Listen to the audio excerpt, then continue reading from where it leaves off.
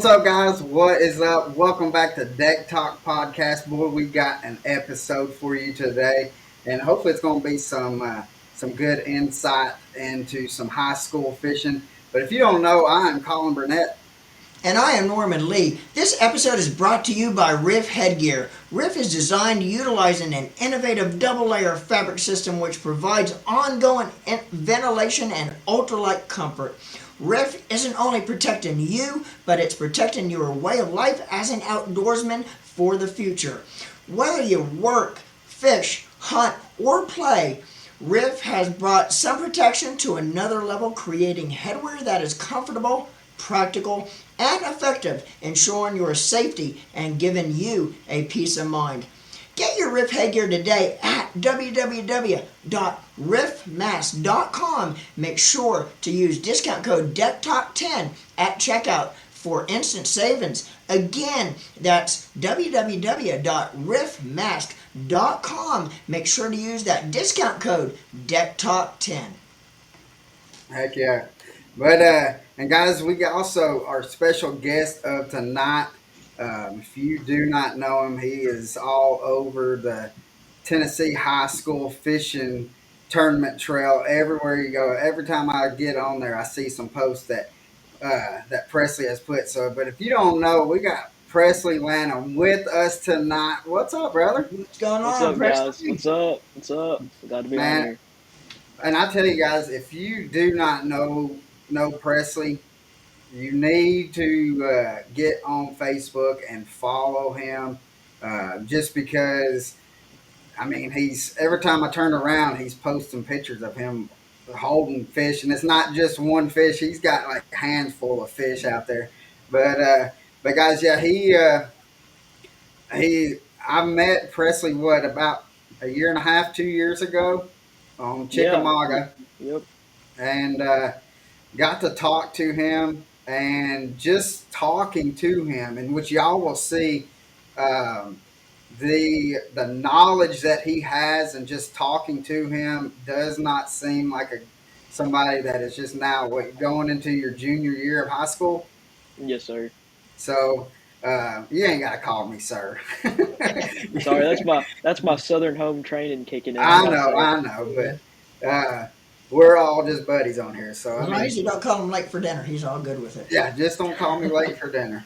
But guys, you'll find out as we're talking. And again, this is an interactive podcast, so if you have any questions that you want to ask Presley, feel free to ask, and we will make sure that we will get to them. Uh, and Presley, with that being said, brother, let's get this show on the road. Let's do it. So Presley, how let's do it like this. You live in Middle Tennessee, correct? Yes, sir. And Kind of right in between Mount Juliet and Lebanon, but I technically live in Gladeville. It's a little town that's not even on the map. yeah, yeah. So, and guys, what drew me to Presley when I first met him is on his jersey. It says Mount Juliet Fishing Team, right? And I grew up. I was born and raised in Mount Juliet. So when I see somebody that has Mount Juliet on there, I always have to go and talk to them, because how often you see somebody from your old hometown. But but guys, yeah. Um, so how did you get started into fishing? Even as a little kid, we go camping a lot in a camper, campgrounds, the state parks and stuff like that. We always fish, just off the bank for bluegill, occasional bass or catfish, crappie, whatever bites, or just a bobber and a cork or bobber and a hook. And I mean, kind of just how everybody does, you go Right. fishing with your dad a couple times, your brother, and then we started going to the Caney. We met an older guy at Bass Pro. He worked there at the fly counter, and he gave us a diagram of a little trout rig that we go to the Caney Fork with. And we went one time, and we caught the fool out of him. So it just kind of went up from there. We just started catching fish, and then one day in the mail, I think I was in fifth grade. I got sent home with a flyer for a fishing team, and I showed it to my parents, and they were like, "Yeah, we'll see what it's about." And I got with my buddy Preston, and he was my fishing partner. But I mean, other than that, I've never really targeted bass in specific. Just whatever bites. Right. It was just the thrill of something pulling back. And Well, me and Preston went out on our first tournament. Knowing absolutely nothing. And it's funny. We look back. We were throwing saltwater rods with no telling what kind of line, and these giant reels, and absolutely. I mean, just knowing nothing. We were so blind going into it. But it's crazy to think how far it's come since then, oh yeah. for sure. Now, when was your first tournament experience? Was it when you got into high school, or did you fish tournaments prior to high school, like club tournaments or small little dogfight tournaments, or was high school your first experience as competitive bass fishing? Yeah, I fished juniors first before I got into high school. I think sixth grade Right. was my first tournament. Yeah, and we didn't really fish. We didn't really fish. I'm sure we were just snacking before lunchtime and goofing off. But Yeah. yeah, that really started it. After that first tournament, just kind of got hooked. Even not catching anything. It's just like the thrill of the competition. Oh yeah. And we, I mean, other than getting that flyer in the mail, I'd never really bass fished. My dad was Right. like, "Yeah, we'll try it." So we Yeah. just kind of got started with that flyer in the mail.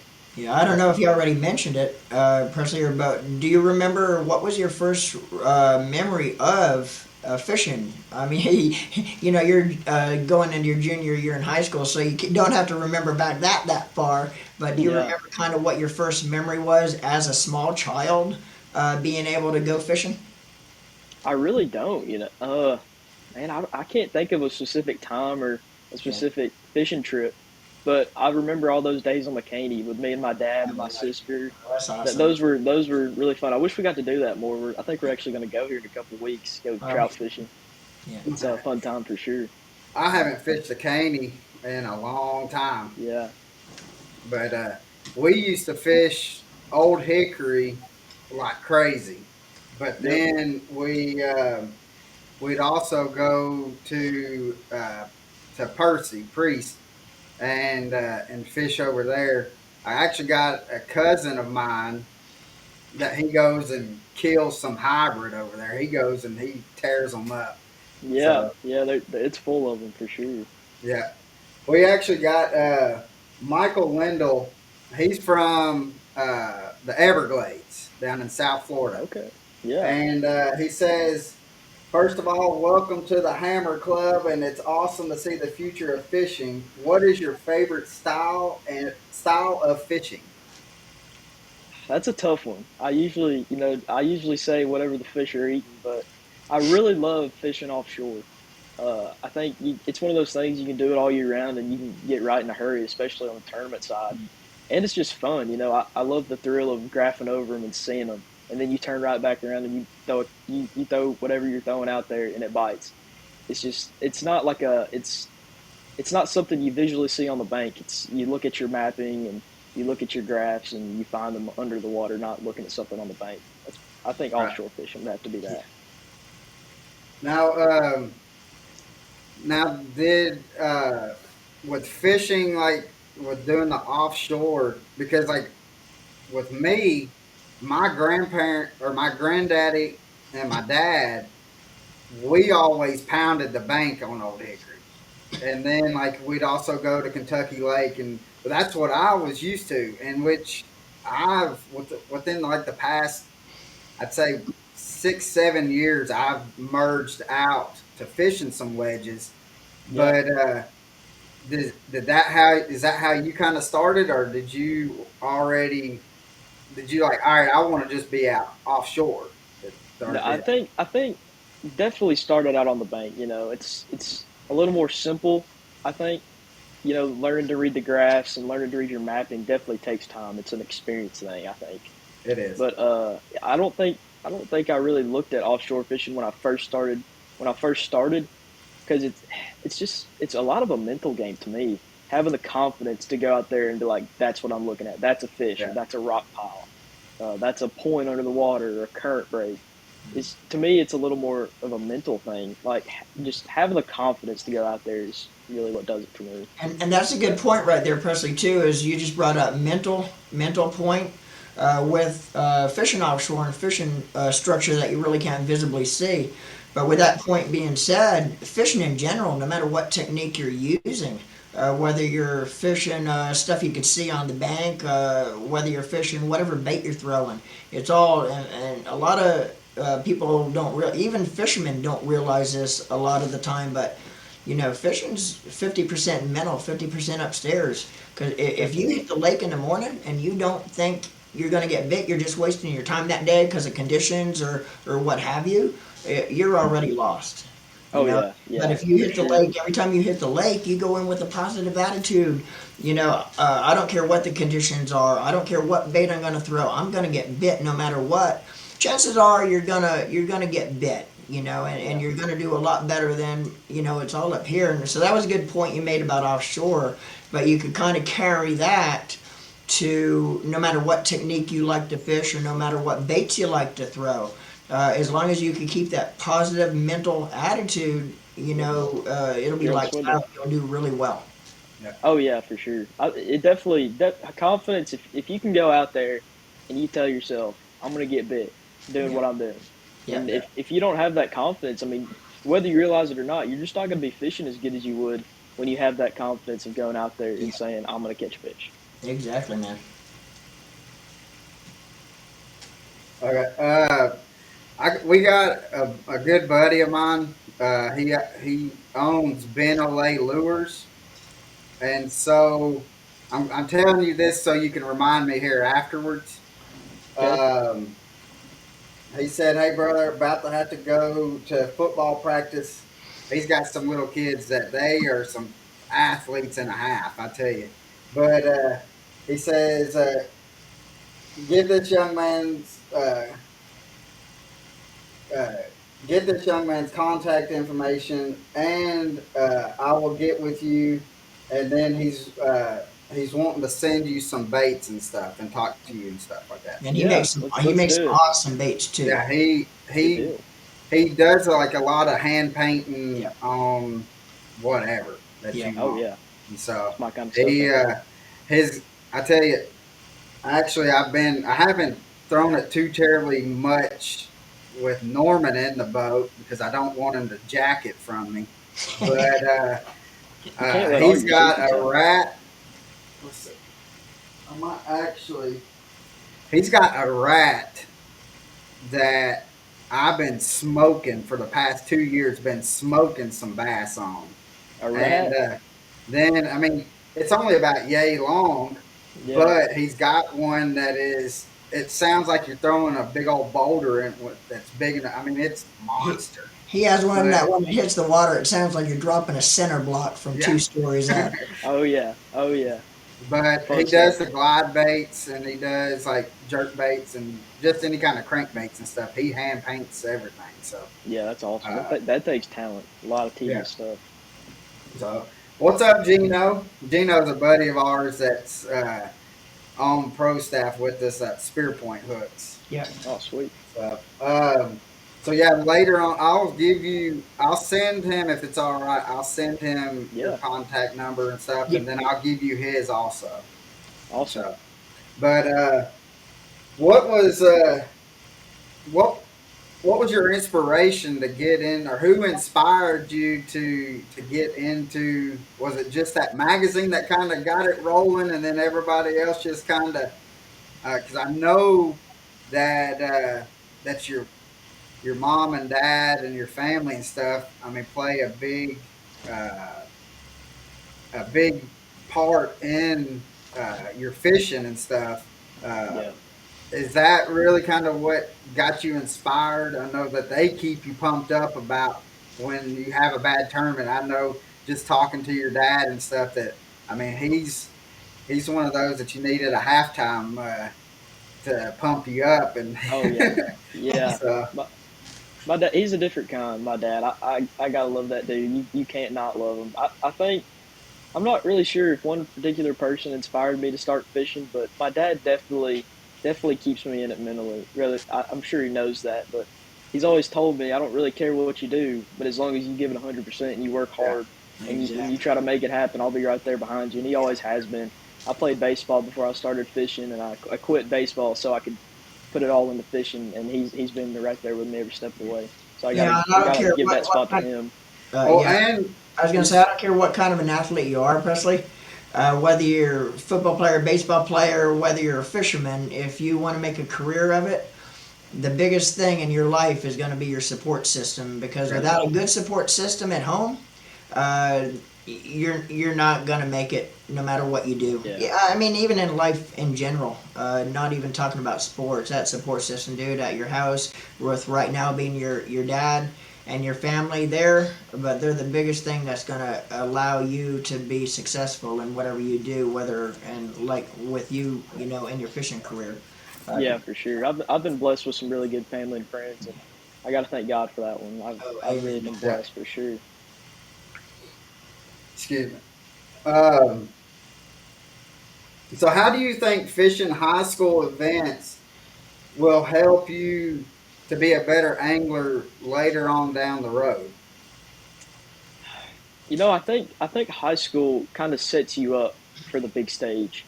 Before you move up, you start at juniors first, then you get to high school, then you go college if you want to go that route, the opens, whether it's Bassmaster or Major League Fishing, and then you try to make it up to the top with the elites or the Bass Pro Tour. But I think it really introduces you to the competition, the big tournaments.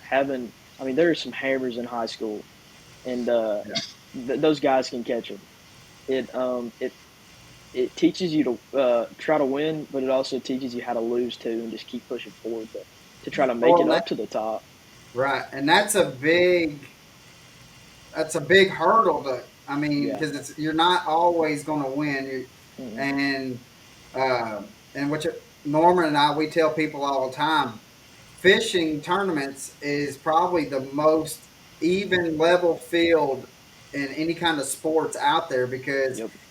I mean you could go out there or we all could go out there and you could smash us one day and the next day Norman can smash and then Yep. I mean it's just whatever you're on but Yeah. um, so knowing the fact that um, how to take it when you lose because it's not if it's when, Yeah. but is a good. Yeah, Uh, sorry, I'm trying to keep an eye on these or we got yeah, questions coming, yeah. but Fishing, is fishing a is the good most life humble. I life was gonna say, learning. yeah, fishing is the most humble sport there is, really, because one tournament you could win the tournament, hands Yeah, down, and your very next event you might come in dead last. Yep. So you got to be. It's a very humble sport It as is. It far as is. and you yeah, brought up a good point. It not only helps you learn how to win and learn how to compete at that level, but it also helps you because as you further your career, you're gonna end up losing a heck of a lot more than you're gonna yeah, ever win. That's So right. that's yeah. awesome. That's an awesome point. Now, Yeah. what is your favorite lake to fish? That's a tough one. After coming back from Hartwell, it's hard to not say that. But uh, I like a lot of the Michigan lakes, not just solely the smallmouth lakes, but we went to Saginaw Bay a couple times over the last few years, and that's a pretty unreal fishery. Yeah, You can go out to the smallmouth country or smallmouth Disneyland, as Taku calls it, and yeah, you can try to catch some big smallmouth, or you can stay up shallow and try to catch some largemouth like you saw in the Bass Pro Tour they just had there. Those guys smashed them, yeah. eating largemouth too. Yeah, because you fished up there with Logan, didn't you? That was on St. Clair, and I love that place too. That's a fun place. It's a Yeah, I tricky knew that y'all place. had It's that y'all went north, and so I yeah, couldn't remember where it was at. yep. Um, so what is your go-to bait and technique? If you have to go, like let's say we're out on the water right now and we got 30 minutes left, what are you going to have in your hand and the technique that you're going to be using? Ooh, that's a tough one. I think I'm probably going to be throwing a drop shot in a brush pile. Yeah. Yeah. So mine is just I'll just grab a Texas rig and just go beat some Yeah, docks. that's not a bad one. You can catch some fish Nah. doing that. It's not And my favorite way by any means, but you can catch some fish. Yeah. yeah. Well, that's what. that's what I grew up with is mainly throwing because I think my granddaddy put that in my hand just for the fact because I mean I grew up uh, on the Mount Juliet side of the river, Yeah. and I mean we'd go. We were a mile away from Cedar Creek, and um, but he would put that in my hand because I think he just didn't want me to get hung up as much, and so I just learned how to throw it and start catching fish. Yeah. Yeah, that's So especially living on Old Hickory. That's just one of those things. You can catch them shallow year round there. yeah, Those fish are weird. They like it shallow no matter how hot it gets. oh yeah, They're a different and breed. that's the thing. Like, what was it? Bass Pro done a tournament on Old Hickory. Was it 2 years ago? And I went and I had a buddy of mine ask me, "Hey, I'm fishing this tournament. It was a Triton tournament, and he said I'm fishing it. And it's on Old Hickory. I know that's where you grew up and fished. Let's go up there and let's pre-fish it." And I told him, I said, "Man, you should be able to go easily in a day catch 15, 20 decent sized bass on Old Hickory anytime you go out there." And he went up there uh, once before I went up there with him. He says, "There's no way you can catch that many." And I said, "Yeah, you got to." And he's like, "What are you doing?" So I told him, and we went up there and we went into Drake's Creek, and I said, "You can pound some fish in Drake's Creek." I said, "Everybody and their brother's going to go into Drake's Creek." I said, "But you can pound some fish in there." And I said, "Main thing is, and it's never failed. I've always used whatever I'm using has to have purple in it when I'm Yep. on Old Hickory. That Yep. is It's a the staple. color on Old Hickory. I don't know why, but I can go anywhere on that lake and throw something that has purple in it, and I'm going to catch fish." Man, you Yeah, talking about it's the Tri tournament on Old Hickory? That you're going way back there, dude. Because I actually fished that tournament on Old Hickory when the Triton Owners tournament went to that lake. No, And that wasn't. huh? This was only a couple years ago. Oh, okay. Because I know they went to Kentucky Lake for like 8 or 9 years straight. But this is probably going back, man, 16 years. Almost when Triton first started having an owners tournament. But you talking about that purple? I wish I would have knew that back then. It is killer on that lake. And so yeah, it's a um, tricky one. let's see. We got what is your PB largemouth, and then we'll ask you what your PB smallmouth is because you fishing up in Michigan. I know you got some tanks. Oh yeah. I think a PB largemouth was actually on Percy Freeze as much as I dislike that place, especially being my It's home tough. lake. It is. It's a weird one. It was eight something. I don't even remember the exact. I feel like I should remember that, but it was around 8 1/4, Yeah. Now, what about your smallmouth? 5 1/2. St. Five and a Clair. half. Yep. Well, we need to get you back over here on towards our neck of the woods, Yep. and we'll take you on Nickajack, and we'll put you on some. We'll go and fish a day and catch about 120 smallmouths. Let's Yeah. do it. Nicky Jack's one in Tennessee. That's probably one of my. That's the top three right there. I love that place. Yeah, that was going to be my next question. I was going to ask, what about the TVA lakes? Do you like TVA lakes, or do you rather have since Hartwell's like a deeper water? Do Yeah. you like that better than the TVA, or Um, that's a tough one. I have a very love hate relationship with TVA Lakes. They've been really good to me. They've been really bad to me. I still got a lot of learning to do with those ones. Any lake really. Just having more experience on them, I think, is what's going to help me there. But I really like the TVA lakes. There's some giants in there. But I like the reservoirs too. You know, Dell yeah? Hollow, Center Hill, Hartwell. Those are some really good lakes too. Now I love going up to Center Hill and Dale Hollow. That's Yeah. if you just go up there just to go ride around in a boat and just look at the views, that's well Oh, worth it's yeah, it's it. incredible. They're beautiful fisheries Yeah. for sure. So, Norman, you want to ask some questions? Yeah, man. I tell you what, Presley, and let's talk a little bit about your state championship high school tournament. When you, on the ride back to the weigh-in, did you guys have any kind of an idea when you were riding back to the weigh-in that you might have the winning bag? On the first day, it was a 2 day tournament, but on the first day, I knew we were going to be sitting pretty solid. I felt like, but on the second day, we were sitting there fishing that last spot, and I was like, man, if we don't make about a half or a 1 pound call right here, we don't got it. And I was like accepting it in my head. I was like, it's okay. We're gonna get through it. I'm fine. I'm fine with silver. But I really didn't think we had it, and especially it set in that I didn't think we had it when we got into the weigh-in line. Yeah. I guess the fish just looked bigger in the bags, and I didn't think we had what we had, but Now, I didn't think we had it.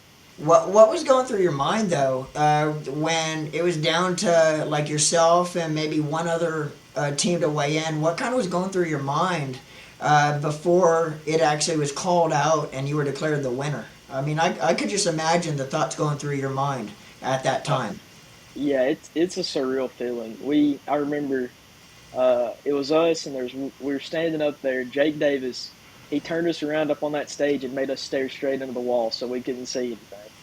Yeah. And Jake Livingood and his partner came up on stage, and they looked like they had a pretty good bag when we were standing in line with them. And they set out the weight, and I was like, did I hear that right? Because I'm pretty sure he had to have more than that.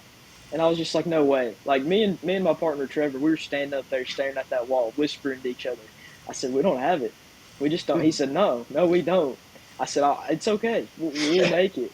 I really didn't think we had it, but having that feeling, whenever Jay, our announcer, he said, do you know what just happened? And I was like, I turned, I looked at Trevor, and I just hugged him. It was, the emotions. It was just crazy. Everybody's clapping and yelling. Our family was down there, and all the people watching. It was incredible to think. Out of all those people, me and him were the ones to hold up that first place trophy. Now, it was, not it was really only cool.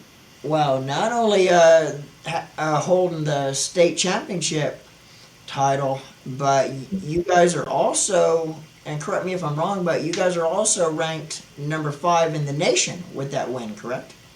Yes, sir. Yeah, that's insane, dude.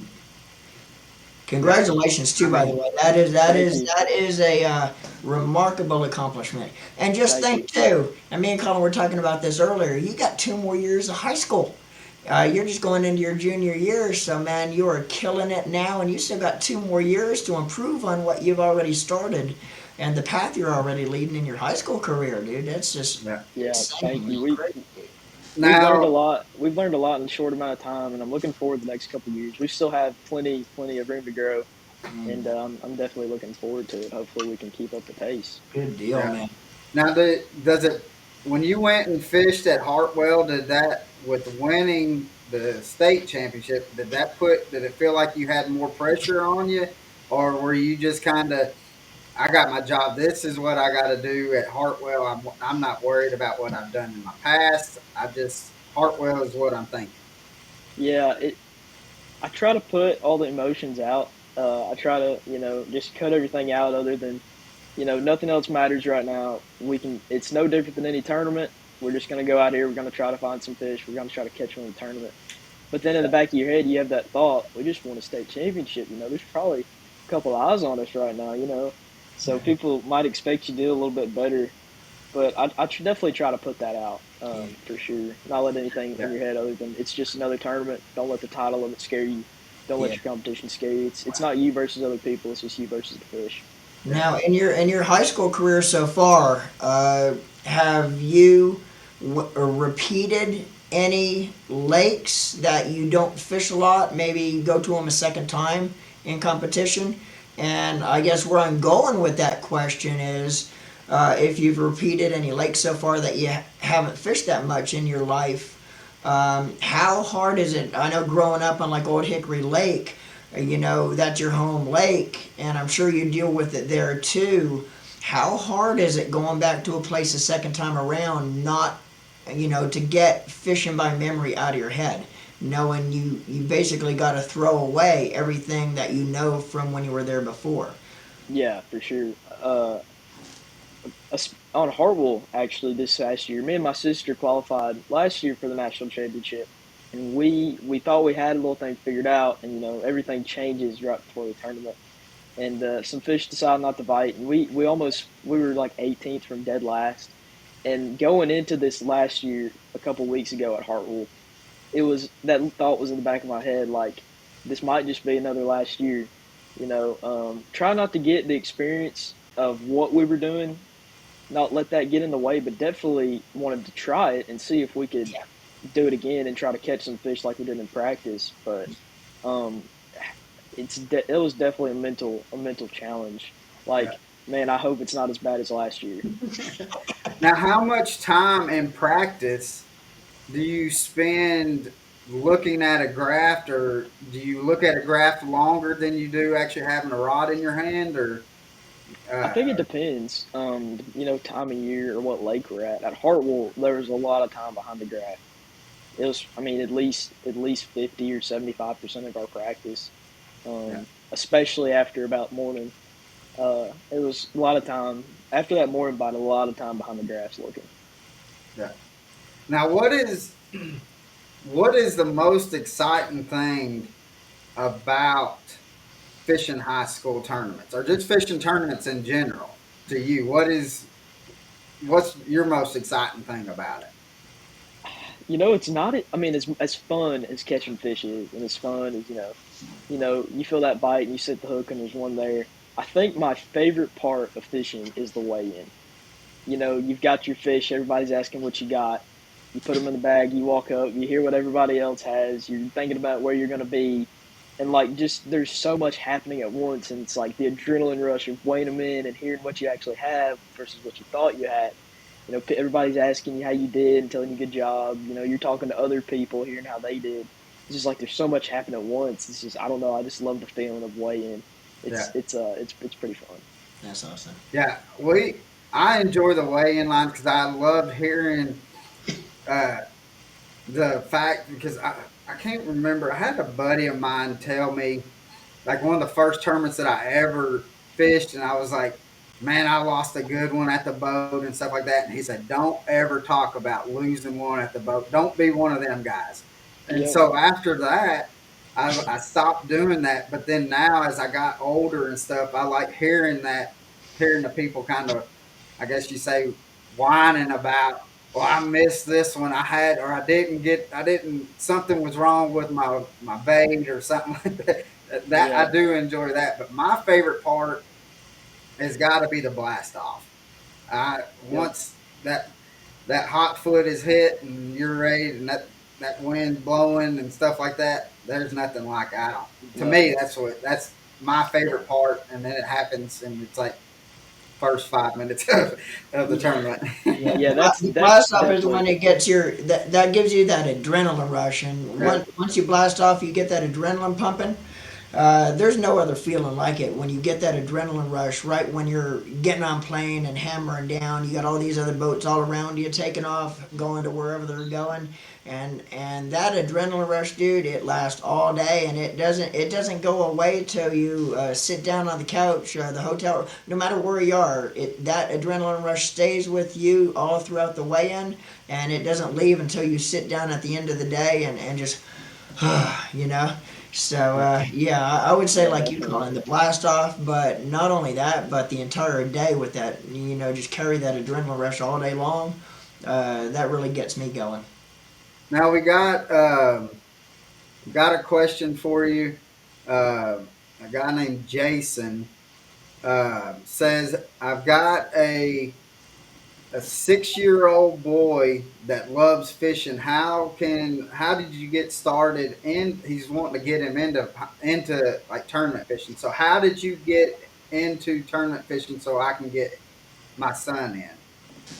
I think in the juniors you can actually start in second grade is the youngest I think you just have to be in the second grade, and you can go to on Facebook Tennessee Bass Nation and talk to Jake Davis or David Lowry and figure out more about the specific details on that, or if your county has a team or the closest one to you where you can find somebody to fish with.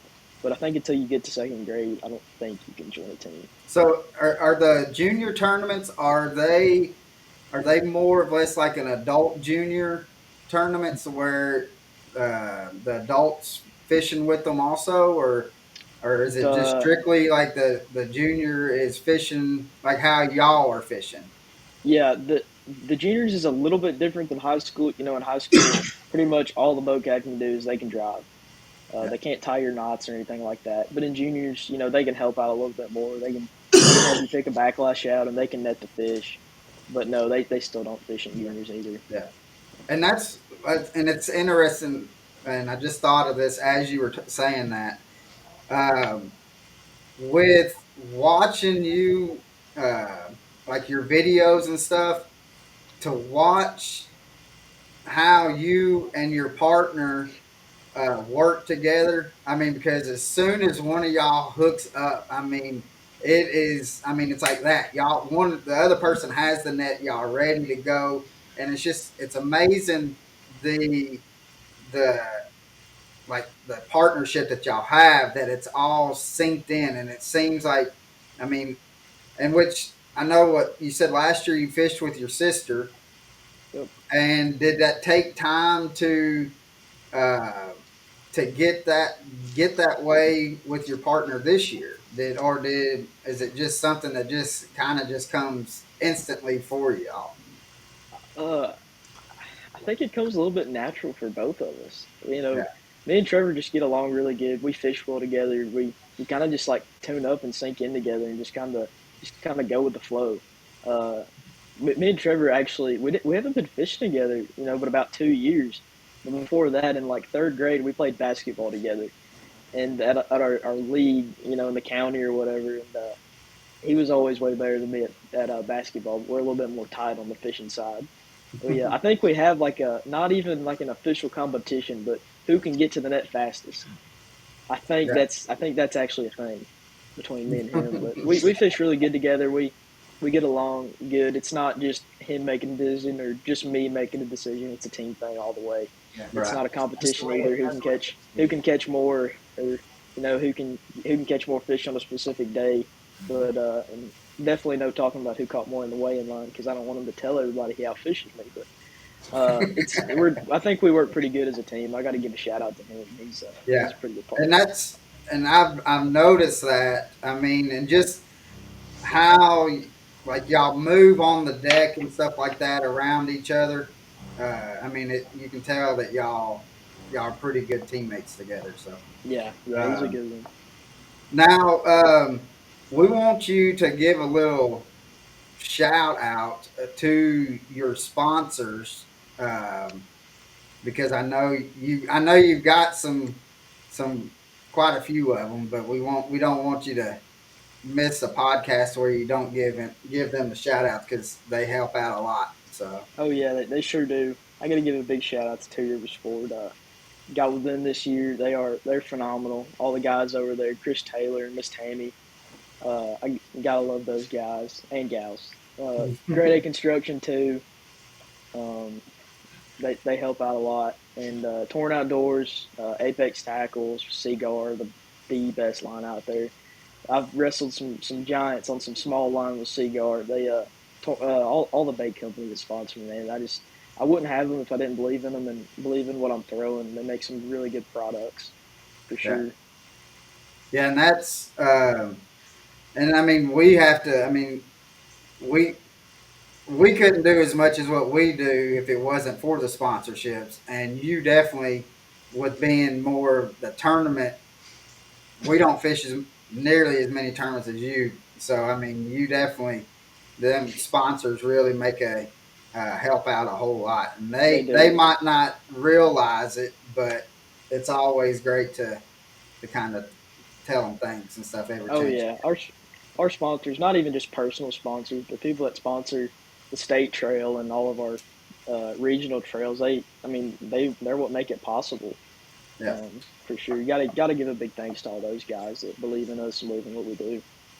exactly. Now, after high school graduation, uh, are you going to pursue fishing at the collegiate level, and are you going to try to make fishing as a professional career? I think I'll probably go to college. I'm still thinking about it some, but I think I'll probably end up going. I think college is a good. It's like high school. It's a good stepping stone to get into the opens and try to make it to the top. And I definitely, if I don't fish for a living, if I can't make it doing that, which I hope I can, I don't know what I'll do with myself. I think I can. I'll find something to do. I might make some food for somebody. I don't know, but I I think fishing's we definitely what I'll do. don't think nothing about anything else besides that's what you're going to do, Yeah, and keep your head down. You're going to do it, man. yeah. That's Well, thank you. That I means a mean lot to me.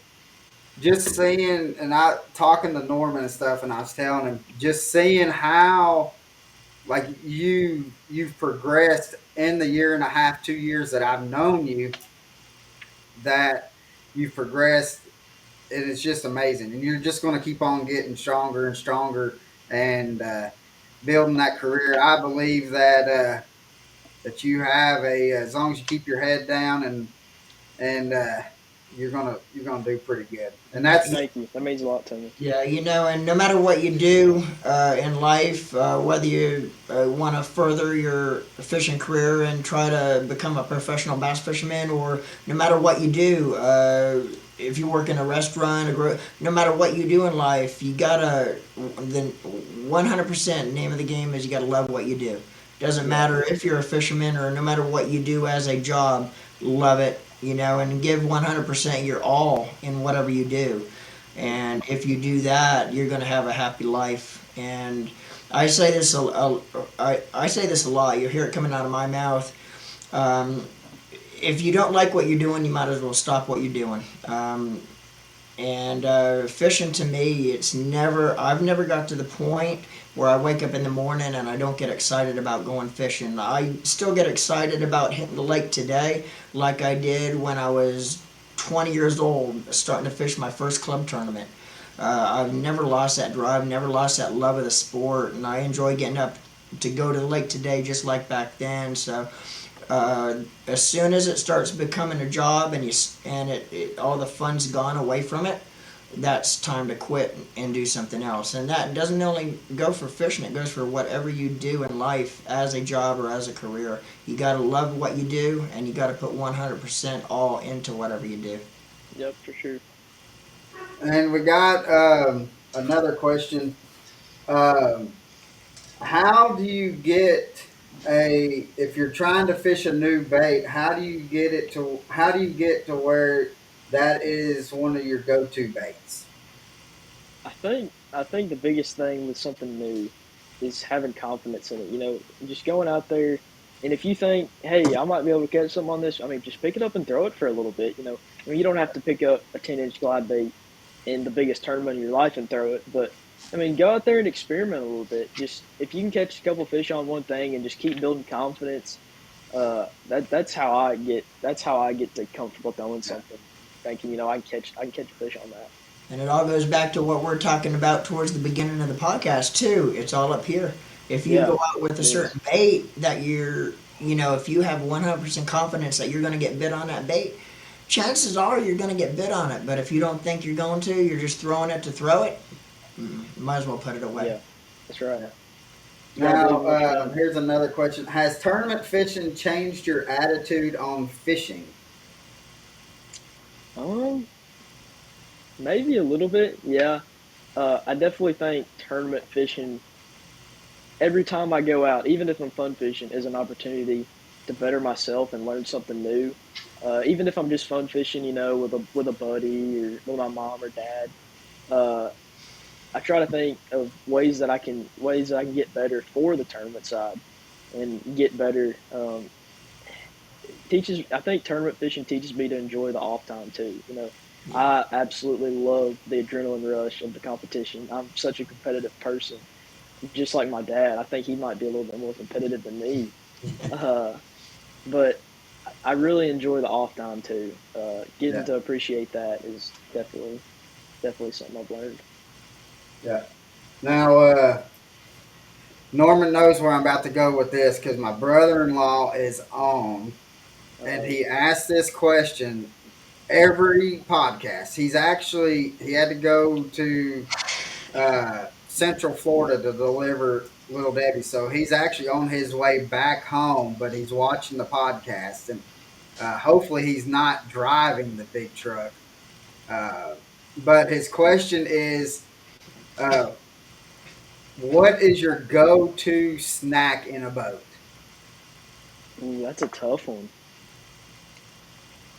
Snack, you gotta go granola bar. Granola bar, it's simple, it's quick. I mean, you can drag a worm and eat a granola bar at the same time. That's Yeah, definitely granola bar. and I tell you this, I mine is beef jerky. I love having Beef beef jerky, jerky. See, I like but beef jerky too, but I'll leave that up to Trevor because he can pay for it. I can't afford it, but he can buy it and then I'll just eat it. I can't afford beef jerky. right. I buy too many baits for that. Yeah.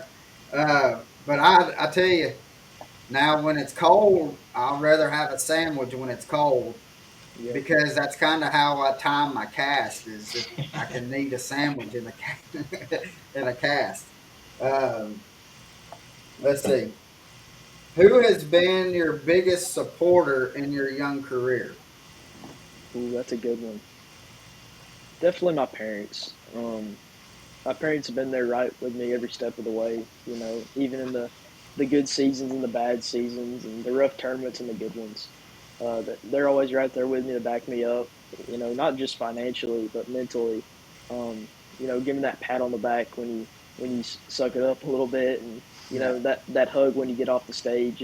Whenever we won the state championship, and even at Hartwell when we walked off and we got bumped from the lead, they were right there, the first ones to hug me. My girlfriend too. She's always right there. Yeah, you can't I forget her. You'll be Oh in the yeah, no, doghouse. can't forget that You'll be one. sleeping outside tonight.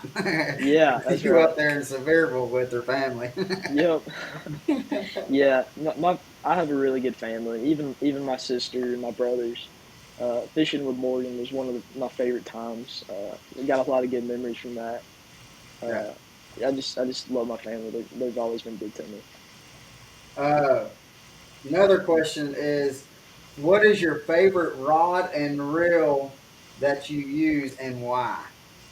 Ooh, that's a good one too. Uh, you know, I think spinning rods get a bad rap. I think I throw a spinning rod more than I throw a bait caster. I have a NRX Plus. It's a Ned rig rod, 610 medium light with a Shimano Stella, and that is absolutely my favorite Yeah. for sure. Um, do you think growing up on Old Hickory has helped you fish the TVA lakes? Probably a little bit, yeah. You can go out and fish it similar to TVA lakes, in my experience. Just getting time behind the graphs too, going out there and finding them and finding the schools or finding a brush pile or something like that. Because ledge fishing and stuff is definitely a big thing on the TVA, and you can do that on Old Hickory too, similar thing. Yeah. But I mean, they're similar but a lot alike. They're similar, a lot alike, and they're definitely There's a different in lot their of own ways. differences too, though. Yeah, for sure. Now, do you like fishing like Kentucky Lake? Love hate relationship again. It can be really good, but it's been mean to me too. I've had some Yeah. good finishes and some really really bad ones there. I think it just depends. I like Right. Kentucky Lake, but it's been mean to me. Yeah. That Kentucky Lake. I'm like you. I love it, but I hate it. Yep. I've had some good fishing trips on Kentucky Lake, but I've had a lot of bad experiences. Yep. One bad experience I had, we were we've always put in at Paris Landing, and we had I was with my granddaddy, and we hit a sandbar, and this was when they had the flashers and stuff like that. There was nothing like we had, and but I that was the scariest I've ever been on a lake is when we hit that sandbar. Woo! No live scope back then. No, no. No live scope. Uh, let's see. Do you prefer let's see. Do you prefer tidal or current waters? Uh, which we don't fish any kind of tidal waters or Yeah, not. I mean, we travel a good bit, but I've actually never got the chance to fish a tidal fishery. I want to, but I haven't got the opportunity to do that yet. So I guess I would kind of have to say current lakes. Yeah. So, I mean, so would you prefer to have some current, or would you rather fish like a Highland Reservoir? Um, I think I would like current on both of them. Even on a tidal place, I'd like them to be pulling some water, which usually we don't get that lucky. But I Mm-mm. like current. I think it helps the fish be a little more predictable, but then at the same time, it makes it a little bit easier to predict for everybody. But I think current definitely helps for my style of fishing. Yeah. Now, you said that you like to do some offshore, and you like to look at the graphs and find the ledges or brush piles or something like that. If excuse me, how can how can somebody? I got the hiccups. I'm sorry. Um, how can you kind of explain like how you got into that to maybe to where somebody that was like me that beats the bank and is wanting to get into offshore? Can you kind of explain like what you kind of look for when you're looking offshore and stuff like that? Yeah, I mean, it really just depends to me. I think the best way to learn is just going out there and doing it. Watch YouTube videos. Uh, there's plenty of content out there to figure out, a good starting place. But just simple stuff, just fishing a point that that comes way out of off the bank, or fishing a brush pile, or fishing a laydown that comes a little bit further off the bank than others, or I mean anything like that. Just starting off simple. Don't get way in over your head. I mean, Yeah, I'm not a pro by any means at offshore fishing. I still have a lot to learn, but just start it off simple. yeah, For sure. Watch a lot of YouTube or the Bass University. You got to pay for those, but there's some really good stuff on there too. A little bit more exclusive information than yeah. YouTube. And, But and there's Well, nothing like time spent doing it. Spend time yeah. on the yes, water and do yeah, it. That's the best practice anybody could have is just spend time doing it. yep, for I sure. tell you, like when, and I'm not saying that I'm the best by any means because I'm not, but how I mean, I actually would go out there and not put rods on my deck just because if I know that if I have rods on my deck, I'm going to want to throw them and running over stuff and just seeing what things look like. And that was the biggest thing for me is like what you were saying, just time behind the screen helps out a Yep, whole lot. Yeah. yeah, it So does. You can't beat experience on the water at yeah. all. And like what you said with YouTube channels, we got a buddy of ours, Caleb Bell with Bass Quest. You know Caleb? I do. I don't know him personally, but I watch his Facebook, and that dude catches some unreal fish Yeah. on Chick and Nick and Jack. I mean, it's pretty incredible. I love seeing his posts. We'll have to hook you up with him. But with watching and how I got to know him was through YouTube, watching his lake maps and stuff like that. And when he said, like, when you're on, like, let's just say Chickamauga, and you see Chickamauga and you see the map and it's so big, and he's like, ignore it. He said the channel, you think of that channel as just like a little stream, and that's what you're wanting to focus on. You're focusing on, and then like when you see the contour line so close, and that you know that that's a good drop off. And he said, think of that drop off as a bluff wall. And uh, once, I mean, watching his videos and then being able to put that into practice, like what you were saying, is time on the screen. It has that has helped out a whole lot and stuff. Yeah, you can't get intimidated by it, which it is very intimidating. Even still to this day for me, Yeah, I have a decent amount of experience fishing offshore, but again, a lot of room to grow, a lot of time still left to figure everything out. Now But when it's you it's still intimidating. It yeah. is. Now when you go to a brand new body of water on your practice days, how do you go about breaking down your practice days so you could, uh, use your time wisely during your practice.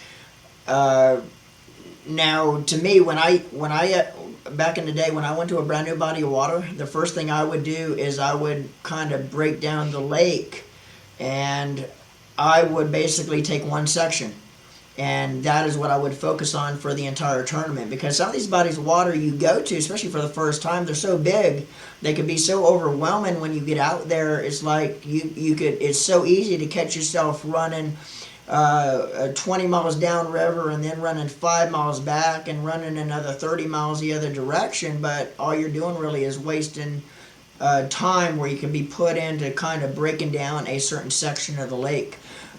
So how do you go to a brand new body of water, Presley, for the first time, and what's your how do you practice that? Do you kind of do what I just kind of basically just section off a lake and concentrate on that, or do you have a game plan going into the tournament and how you're going to do it? How do you practice on a certain body of water that you've never been to before?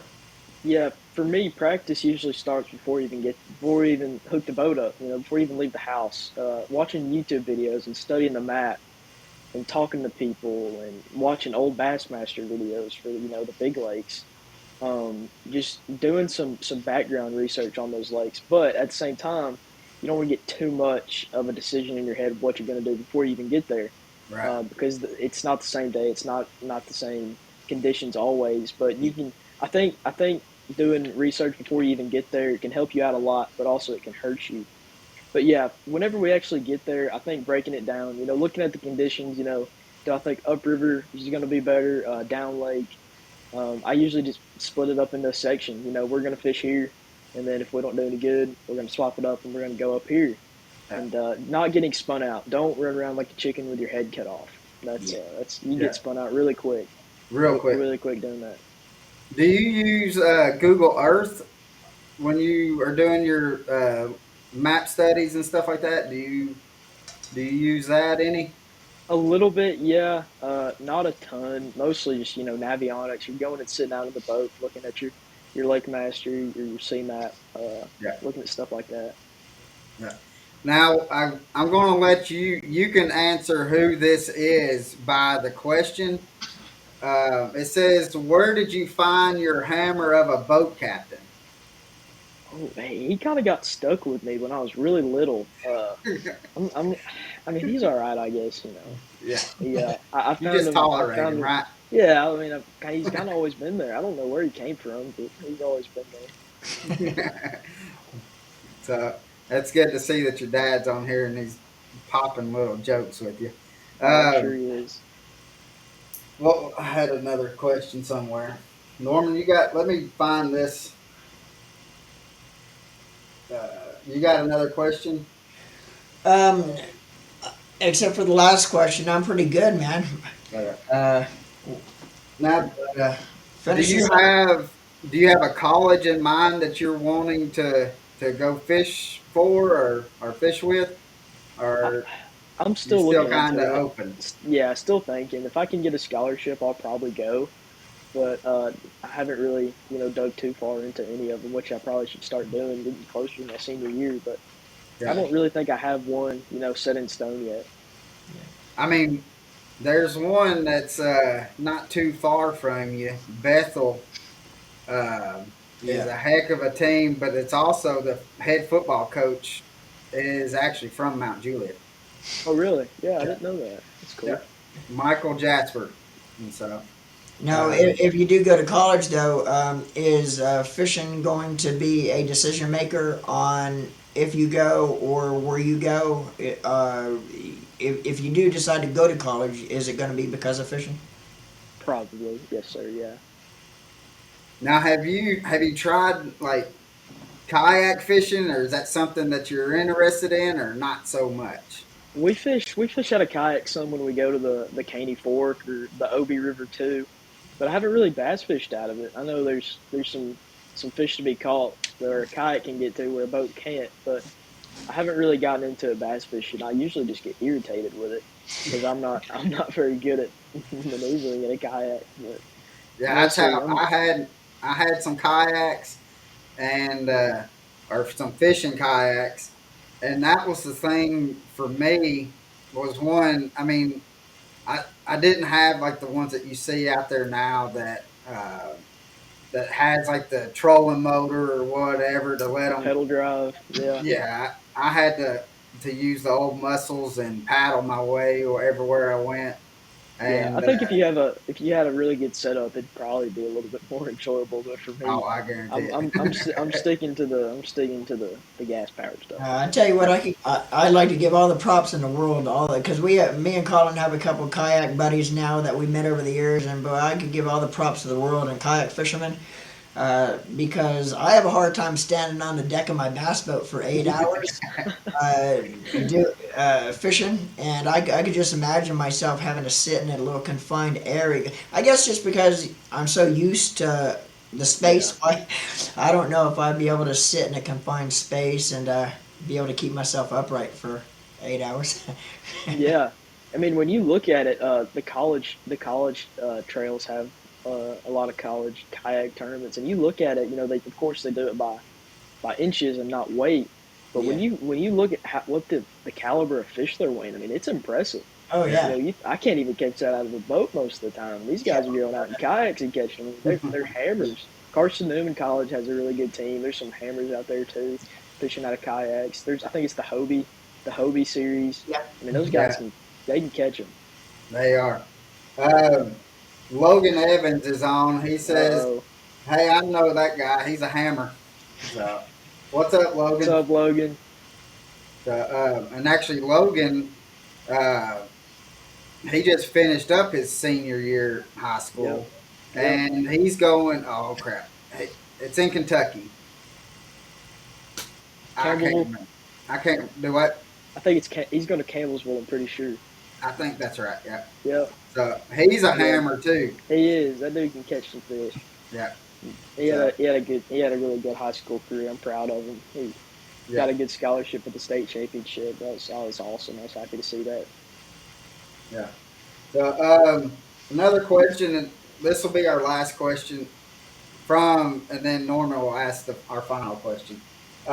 If you could fish anywhere in the world, where would you want to fish? Ooh, probably somewhere in Mexico. There's Yeah. Falcon Lake or Sugar Lake or El Salto. Any of those. I mean, it's crazy.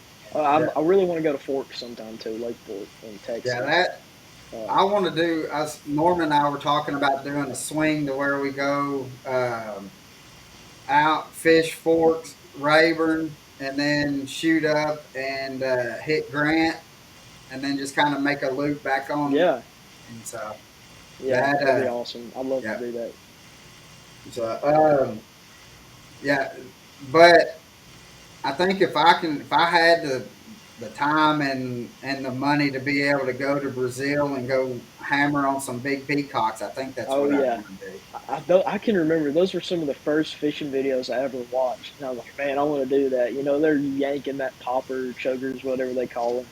Those fish are insane. I know Yeah, y'all. I saw y'all catching some too. Maybe yeah, not in Brazil, but in Florida. That was some yeah. fun Down in the stuff. Everglades, what we Yeah. need to do, and we'll stay in contact, Presley. We'll get we'll talk to y'all, you and your dad, about going to Orlando with us to ICAST, Yeah. and then y'all can hop on the boat with us. And when we go, because we'll go after ICAST the next day, we go down to the Everglades and go hammer on some peacocks. So That sounds like a we'll have plan. We'll y'all do go it. out there. We'll do it. I know my dad will be. He'll be excited for that. We've been wanting to go to ICAST the last couple of years, but it just hasn't. We've always been doing something. Yeah. Yeah, Hasn't always I lined up. mean, what we can do, we can just have him just chauffeur us around, just be the Yeah, captain, right? that's fine. I mean, you know, like he said, he is a hammer of a captain. He'll be down for that. So, all right, brother. We had you on here for an hour and 5 minutes already, and I don't want to take up too much more of your time. So I know that you're out of town, and we won't let you get back to what you were doing. But Norman, let's wrap this thing up. And uh, my dad says, "Have you ever caught a gator?" I haven't ever. Well, I've hooked into one. I haven't got it close to the boat, but I have hooked into a little one in Okeechobee, Florida, this past Yeah, year actually. Yeah. yeah. Uh, all right, Norman. Let's ask the last question because this is my favorite question of that we've asked everybody that we have on here. Yep, So everyone that comes on the podcast, we ask this question, and we have a lot of different a variety of answers for it too. But if you were to be able to have one person on your boat, Presley, this person could be living or passed away. Who would that person be to fish with you for the day, and why? That's a tough one. I've definitely thought about that before. It's hard to not say somebody that really just knows how to catch fish. Uh, yeah, there's a lot of good fishermen out there, but I think right now, I mean, there's a handful of guys that just you never see them out of the top 10. Uh, Jacob Wheeler would probably have to be mine. You know, there's not many people that can catch fish like he does. mm-mm. I think it's crazy how he can be so consistent and win so many big tournaments against the best fishermen in the world. And Yeah, I would love to be a fly on the wall. You know, just listen. I mean, not even getting to go fishing with him, just hearing him talk about fishing. And I yeah, would just love to get in the boat with that dude one day. I mean, that'd be a dream of mine for sure. That's Just awesome, being man. just getting to be a sponge one day, just soaking up all the information. I feel like that'd be pretty awesome. yeah. And just to, I mean, just to even ride in the boat with him and Oh just yeah, and be able to ask him questions of why are you looking at here instead of here, yeah. and why are you using this instead of that? And I mean, he definitely uh, is one of the best. I mean, if not the best fisherman right now. Um, but that is, you're the first person to say Wheeler, but Really, yeah, uh, but we have not. I say that we have not had any. We've had a lot of the vast elites on, so they mainly think of like them or like they'll say like their grandfather or their somebody in their family or uh, Greg Hackney is one of the probably the most that we hear is Greg Hackney. really. Yeah. He can So catch some fish too. I like watching him fish. yeah. He's a fun one to watch. So, but Well, guys, I was gonna say, I'll tell you what, Trevor. Just there's, I had a blast here tonight talking with you, and I will tell you one thing though. Just listening to you speak, talking about your sponsors, you are very well spoken, dude. Thank you. You speak well beyond your years. And if you ever do decide to do fishing as a career, you have a very good start because, like I say, you are well spoken way beyond your years, dude. So, very good job. And Thank you. like I That means a say, lot to me. uh, yeah. awesome, awesome, awesome, awesome, man. So and so guys, that is going. We're going to wrap it up. Let Presley get back to having fun being out of town, and so.